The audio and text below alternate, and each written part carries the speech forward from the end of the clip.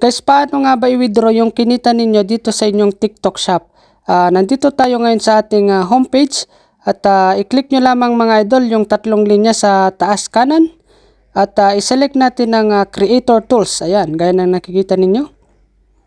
Ayan at punta tayo sa TikTok shop for creator, sabi niya. Loading, ayan at makikita nyo dito ang ating gross sales mga idol na 5,900, yung ating estimated commission na 412 at yung product views na 5,700. Ayan, for the last 7 days po yan mga idol. At sa baba ay select natin ang earnings. Ayan. So meron tayong 405.46 pesos. Ayan, withdrawable na to mga idol. Ang minimum natin is 10 pesos up to 100,000 ang pwede nyo ma-withdraw. Ayan. So pero piliin nyo lang muna paano nyo i-withdraw to, through GCash or through bank, pwede naman yan. May kita nyo dito sa withdrawal method, yan. Isa-set nyo po dyan yan kung paano siya i-withdraw. Enroll nyo yung bank account nyo, ganyan.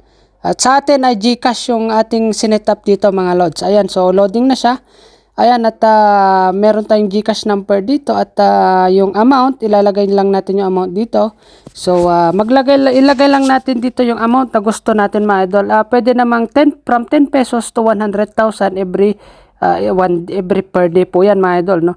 So lalagay lang natin dito 400 or pwede nyo namang i-select na withdraw all. Pwede naman yun mga idol.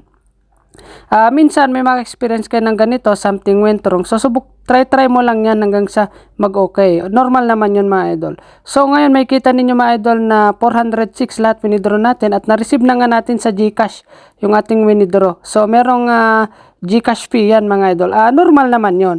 So legit na legit.